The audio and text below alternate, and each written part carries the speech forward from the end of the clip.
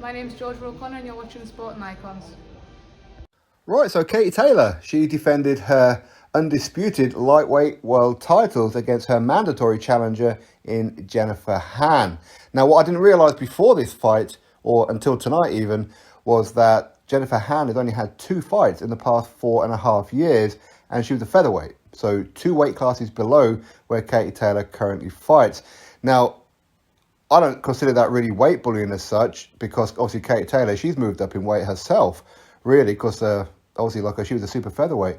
But with this one though, I do wonder that she's had 2 fights in 4.5 years. How does she become mandatory?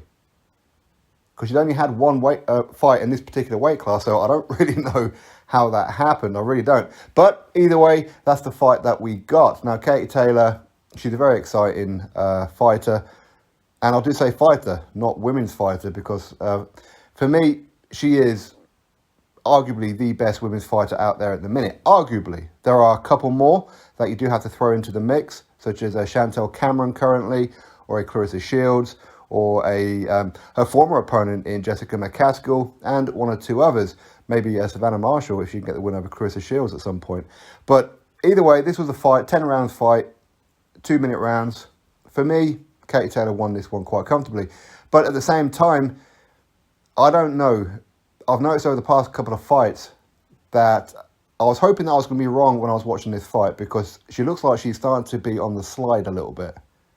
And I don't really want to see that, because I'm a big fan of Katie Taylor. But it does look like she's on the slide a little bit. She's not as devastating as she once was. But at the same time, I mean, her performance against this girl, I think that maybe it should have been much better than what it was. It was a good performance, but I think it should have been much better than what it was, as she's like naturally a much smaller girl, I'm presuming naturally. But at the same time, she's very inactive. 2 fights in 2.5 years is not really active. Katie Taylor is fairly active, not as active as she'd like to be, that's for sure. Now, there was a knockdown where Katie Taylor did drop Jennifer Han. I don't recall the referee giving her a count, but on the replay, it did look like a legitimate knockdown, in my opinion. But either way, for me, I thought that Katie Taylor won this fight quite handedly.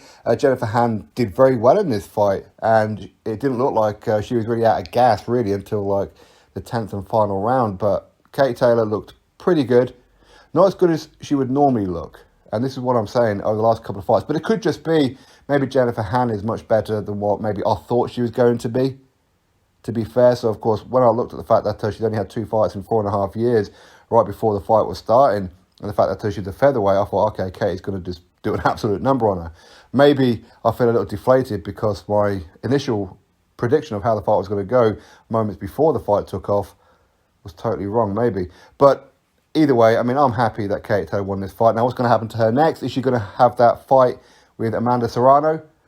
Maybe she can have that rematch with Jessica McCaskill. Of course, Jessica McCaskill is the undisputed welterweight world champion. So could they do it at a catch weight? Maybe go to super lightweight or something like that. Maybe Katie Taylor could move up.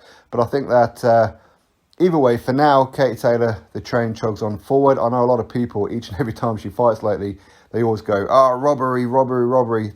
There weren't no robbery in this fight, okay? She won this fight, so please don't tell me anybody that Jennifer Han won this fight. She didn't. Okay. Anyway, congratulations to Katie Taylor.